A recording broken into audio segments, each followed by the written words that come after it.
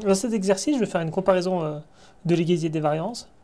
Donc, sigma carré de A est égal à sigma carré de B. Donc, on a sigma carré ou sigma 2, la variance de la population. Donc, moi ici, j'ai deux échantillons, A et B, de réalisation de variables aléatoires suivant une loi normale, de moyenne mu A et mu B inconnus, et de variance de population inconnue. Donc, moi, j'ai essayé de tester l'égalité des variances. Donc, moi, j'ai déjà calculé pour aller plus vite la moyenne, la variance corrigée sans biais, l'écart type corrigé de A et B, donc à n égale 10, donc 10 observations. Et donc, je vais essayer de voir l'égalité des variances. Donc, souvent, on teste l'égalité des variances avant de faire un t-test, un test T de student d'égalité des moyennes. Il faut déjà confirmer avant l'égalité des variances pour deux échantillons. Donc, lorsqu'on comparera plus de deux échantillons, on passera par d'autres tests, notamment par une ANOVA avec également des propriétés à respecter avant de faire un test. C'est très important de respecter les propriétés avant et pour bien avoir un test qui est fiable. Ce qu'on va faire, c'est que pour comparer deux variances, on va faire un test de Fisher pour des variances. Donc, test de Fisher.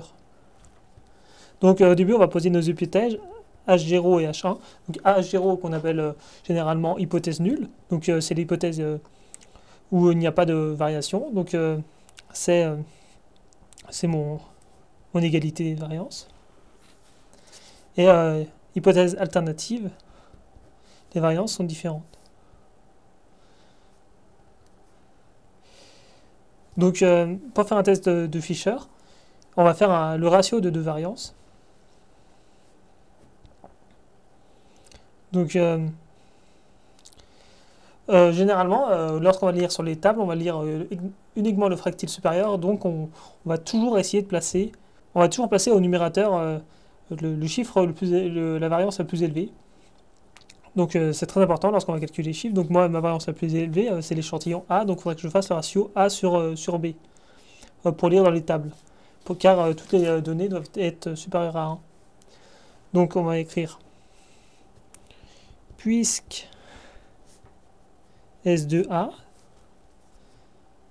est supérieur à S2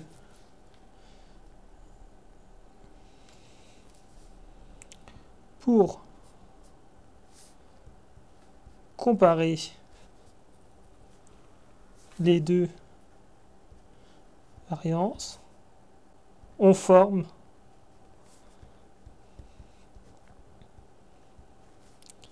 que, donc le ratio là que j'ai dit, que l'on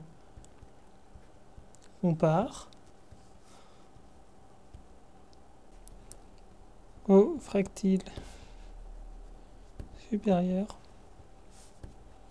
de la loi de Fisher à n a-1 et nb-1 degrés de liberté. Donc là, je vais faire mon ratio. Je vais prendre ma plus grosse variance. 66, 3 divisé par 50,99. Je prends ma calculatrice.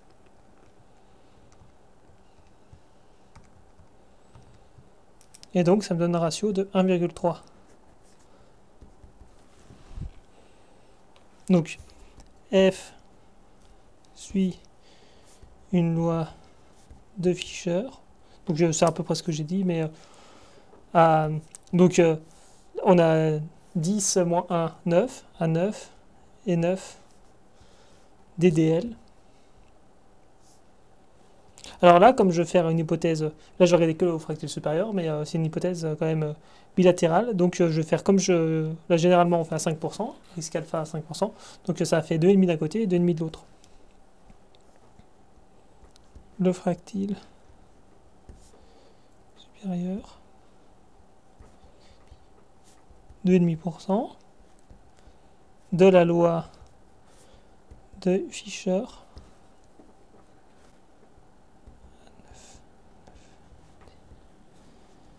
est égal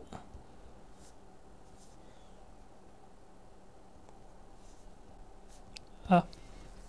Ah, je vais prendre ma table de Fisher. Donc 0, 0, 25, car je suis au côté à la borne supérieure.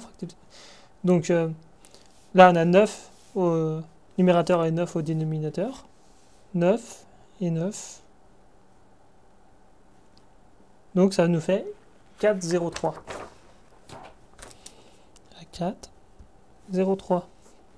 Donc mon f calculé, f est inférieur à v 0, 0, 25, 9, 9, soit 1,3 est inférieur à 4, 0, 3.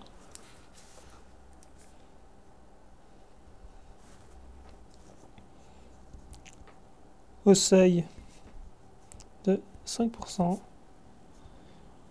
on accepte l'hypothèse de l'égalité des variances. Donc des variances et des écarts types, car c'est la racine carrée. Donc sigma carré de A égale sigma carré de B, dans le cas ici. Donc on regarde par rapport au fractile. Et donc là on a fait un test d'égalité. C'est rare qu'on demande en hypothèse alternative des inférieurs ou supérieurs. Donc je vais vous montrer. Donc généralement on va faire une test d'égalité, mais il est parfois demandé de faire des tests supérieurs ou inférieurs, mais ça reste relativement rare de faire des tests avec une hypothèse H1 supérieure ou inférieure. Donc quelque chose de très important, c'est que pour faire la comparaison de tests de Fisher, le ratio, il faudra toujours mettre le chiffre de la variance la plus élevée au numérateur pour avoir comparé au fractile de Fisher supérieur. Donc voilà pour le test de Fisher d'égalité des variances.